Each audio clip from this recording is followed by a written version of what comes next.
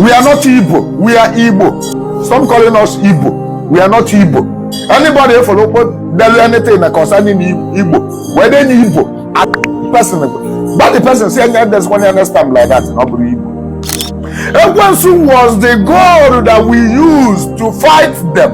Ekwensu was made voluntarily. Many of them melamadi oha. Many of them melibo bogu. This Igbo to do Igbo was actually made for war against the Ocha Daleno Sanyogu. Even no one melona 18th century. Europeans never want you to know about this. Ndidi bianina wabaka kono. I remember obalo reje bu obalabo. Onye ganji weba gesege. Na mgbegbo ni ibe ogwu ndi Igbo na agwo bu ogwu oda n'ike. Ndị Ocha can never tell you na ba no sala anyogwu for 30 something years. Can you never na no sala anyogwu? Na ba chole echi anye by force. We refuse. Mana trust our Igbo people. Anyị Igbulube kacham. Onye bụ that language ye na anu ana asị gị isi onye Ọcha adago. There are so many slangs anyị na-use today anyị na-amara ebe o si. Isi onye Ọcha adago ịkpọ ndị Ọcha mgbada na onye Ọcha ya akwụ ụgwọ. Onye Ọcha ya akwụ ụgwọ bụ ibe ba mere anyị during the time of Aji were capturing with Christianity.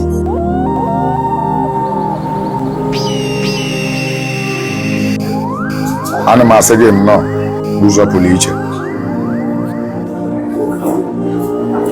Ivaji Makia will be a hidden history that they never wanted you to know. Only so many history of Igbo kingdom.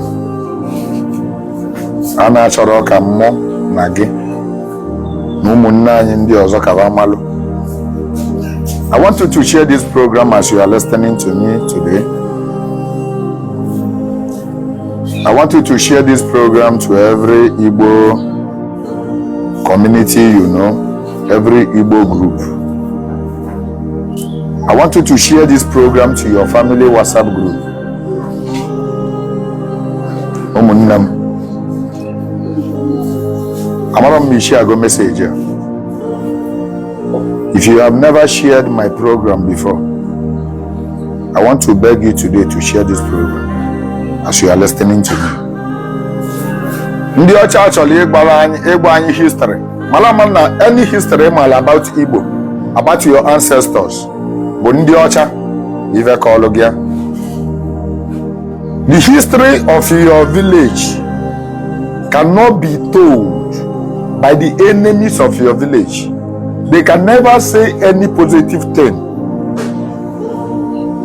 concerning your village. Ndị Abu Kanisi, I want you to give me a listening ear. This is not argument time. This is something that we need to learn. Okay? This is our history. This is our history. Our history needed, that is, ọ na-adị mma ka ndị ihe mmelụ kaba jiri ọnụva wee kọọ otu o si wee mee. The problem of our ancestors bụ na anyị nwere any documentary paper or book or history anyị nwere ya. So whatever thing they pour out there against your ancestor, you believe. Now let us go deep into our culture. Before the coming of the missionaries, they excluded all the time before their coming. You believe that history started from Adam and Eve, but that is typical lie. You believe that history from Adam and Eve. I know who has a call. Ndị Igbo bụ the ancient people. What is the meaning of that Igbo? Igbo bụ ndị mgbe ochie. We are the ancient people, if I may say. We are the first people to exist in this very planet. I don't have facts about it, but let me just say it the way our forefathers used to say it. Now, Kaiga to the history.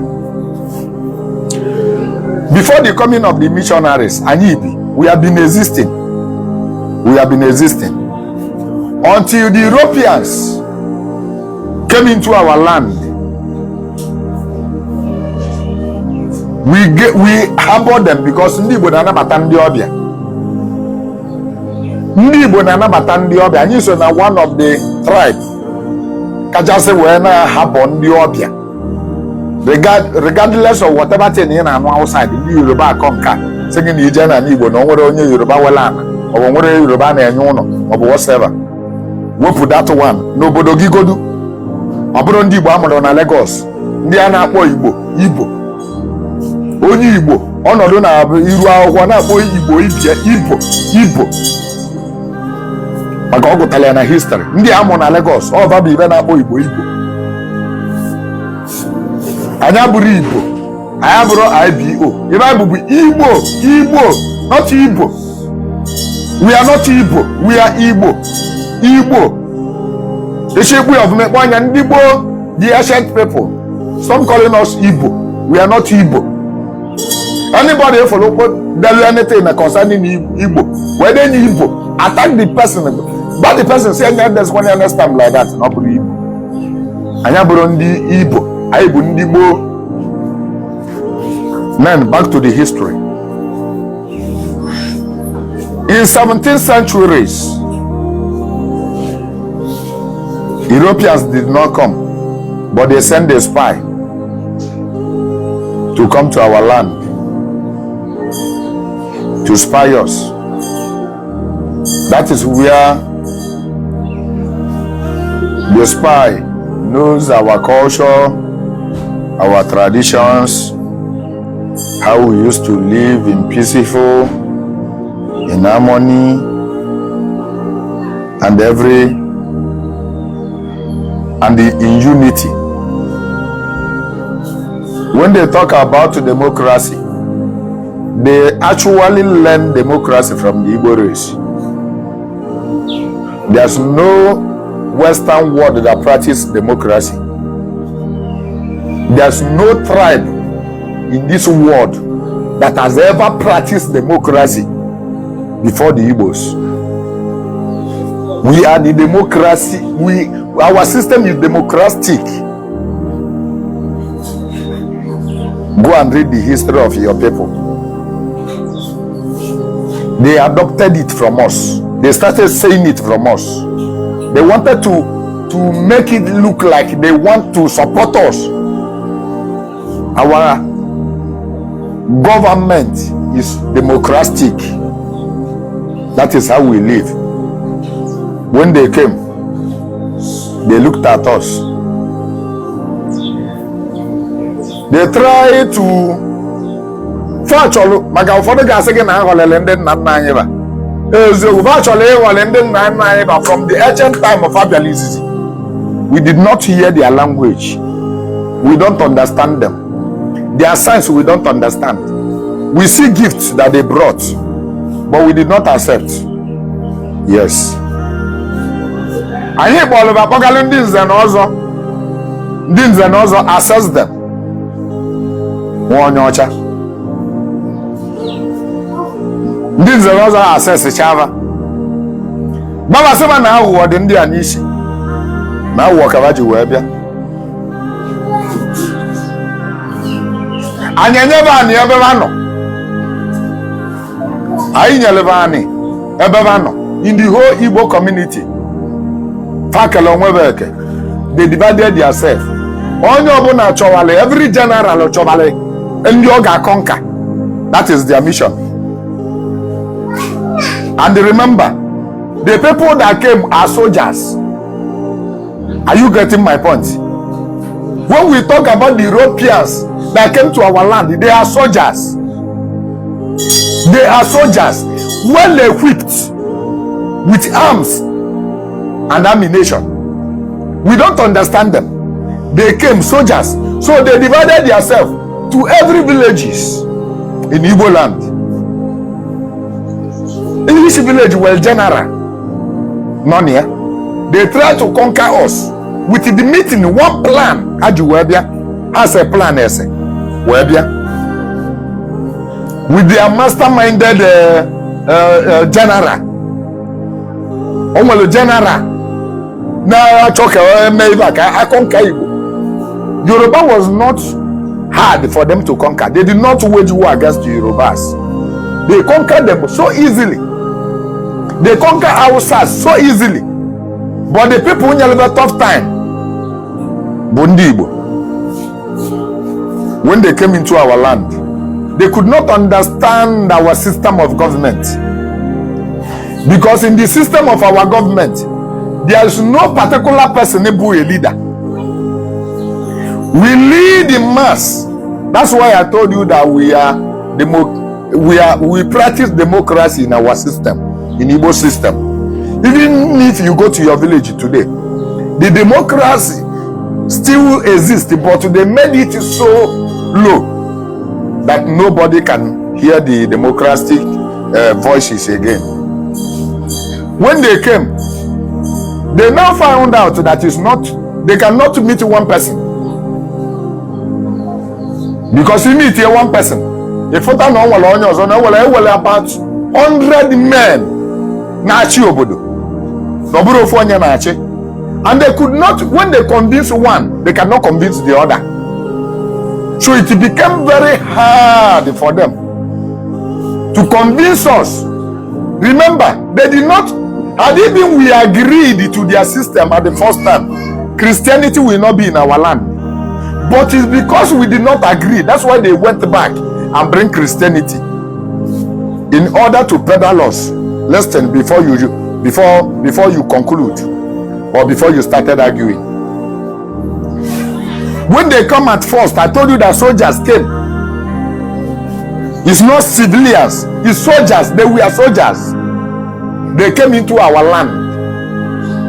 They tried to impose their law, impose their taxes. They want to start collecting tax.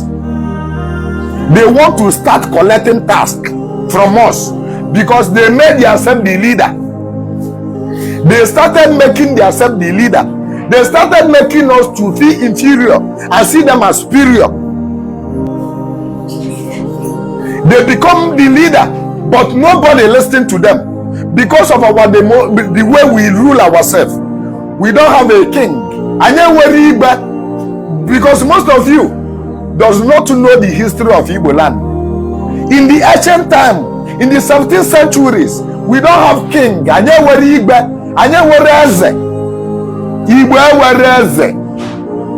Before the coming of the Europeans. So they started telling us, hey, you all, listen, I am the general. You obey my command. Everybody sell your goods and bring tax key. Nobody listened to them.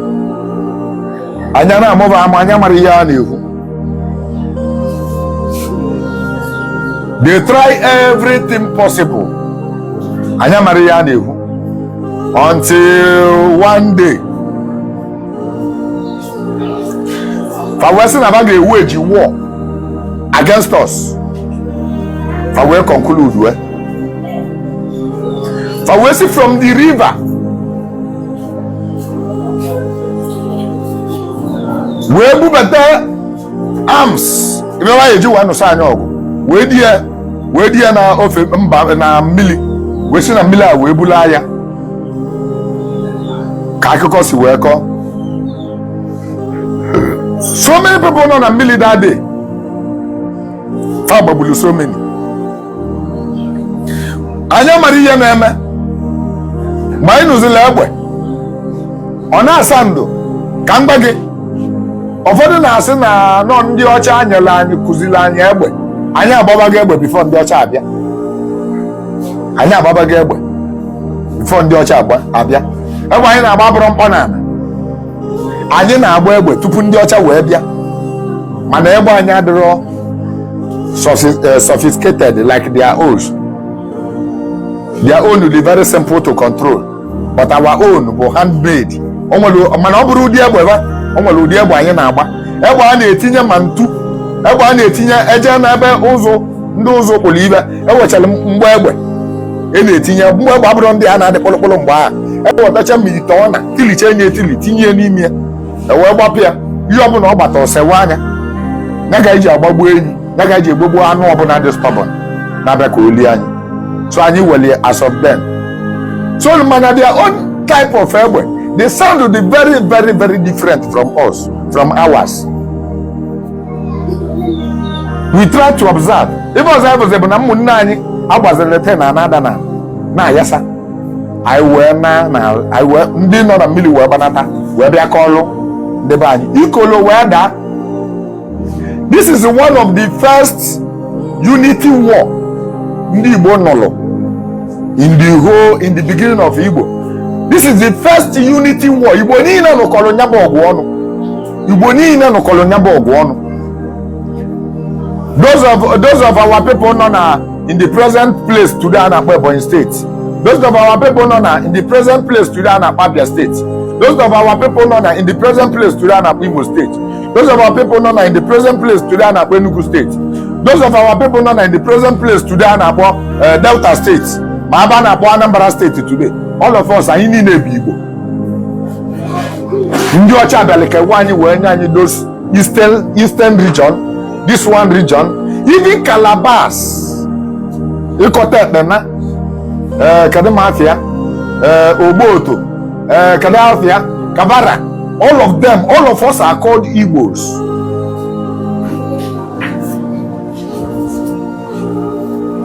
I need to wear maba. Omalo, I wear on Didibia. Didibia, you wear no come on.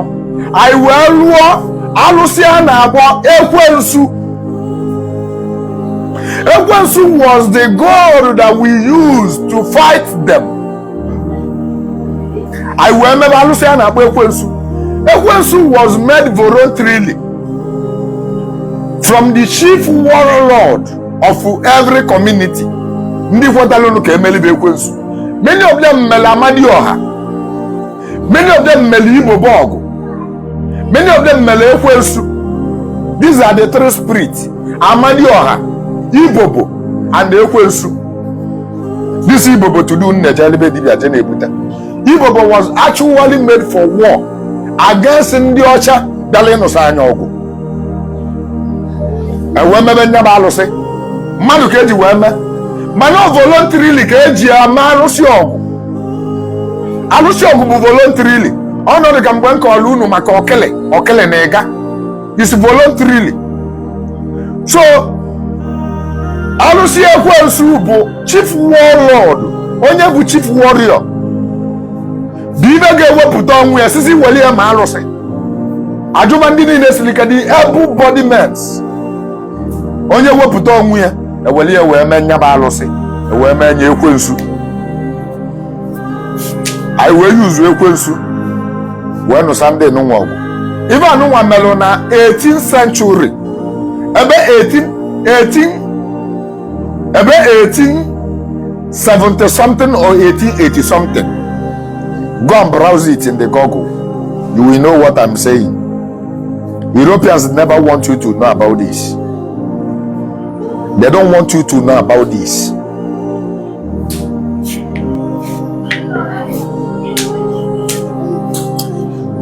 I will Ekwensu mi Ibobo. Ma Amadi Oha. Wee no sawa ndị ọgụ. Ndị dibịa niile wee gbakọ aka ọnụ, anyị wee mebe ọbala ọra eji ebu ọbala agwụ. Ọbala ọra eji ebu ọbala agwụ. Onye ga nji wee gbagese gị na mgbe gboo na ibe ọgwụ ndị Igbo na-agwọ bụ ọgwụ ọda n'ike. Anyị wee malụ the strength of their egbe vabu. Egbe vabu mgbe abụ bụ cartridge. I will the strength of the egbe. Where was the antidote of the egbe? Where was the bulletproof, native bulletproof of the egbe? Where will you work of egbe? Don't they buy any? I will surrender. I never wear no work. I need Bugidal India. I never look at the logo. Or go no last for 30 something good years.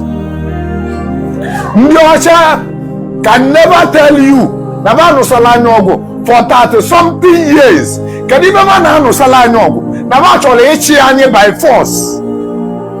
Navacho impose their tradition, their religion, They've actually imposed their leadership on us. We refuse. Our ancestors refuse. And we be dog. Agwanu wabongo abole ekumeku. Ibe ji wabonye ekumeku. Buna ekukoteli yonu. Ekukoteli ogu onu. Anu ya n'Igbo. Nyabu aye ekumeku. Ga type onya na Google. Go to your Google and type aya ekumeku. They will tell you just 10% of the history, because many of them did not say everything about the aya ekumeku. Many of them try to compromise that Teneputana Gogo.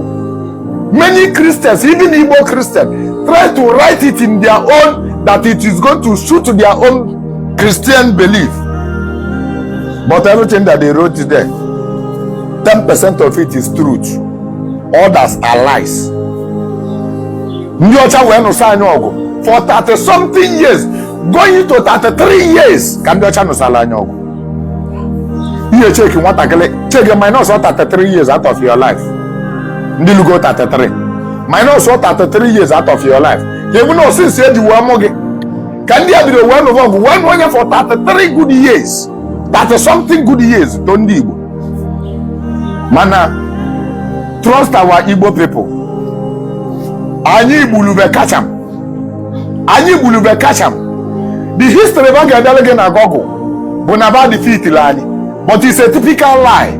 Fair defeat Rani with the power of Ekwensu, we defeated them. I in a boo of another retreat in Natabani Kababia. I in a boo. Our able-bodied men going into the bushes. Next to the never visi, never vonu. I need Bugidandiocha, Bugidandiocha. On Yambo, that language in and one as again you see on your child. There are so many slants. I know use it to die in Amarebosi. You see on your child go, but from Aye Kumeku. Can you wear so that slants? Then another slants. Mwagani no use okay that. And Amarebosi bo. If one the Ochambada. Why you wablo general name? Na you na one the Ochambada. If I is above Ambada, but no na Aye Kumeku. Get you walk Naba Mbada, Nabana Mekambada. Then that language I say, no Onyocha Yahugo, Onyocha Yahugo, we remember Melanie during the time of as we were capturing with Christianity. We be the way slave Rani, but the time I do Wababa and the Ocha Yahugo, ever Melanie. Nabu no Onyocha Yahugo. Then this thing I in about Oyibo is not a broken language. That broken Igbo. Igbo borrow the language. Oyibo be ababolo Oyibo ke China onyo cha ka na ewu. Ka ngba gi. Oyibo bu Igbo language ka obo. Them about it. Can them about it?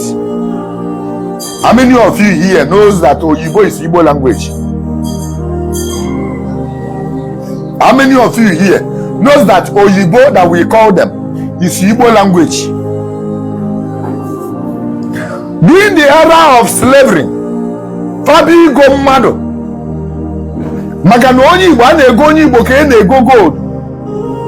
Only but very very expensive. Reason we are spiritually strength, powerful, and physically powerful, and intellectual powerful. We are wise and everything. I can other tribes who are malive. I can one.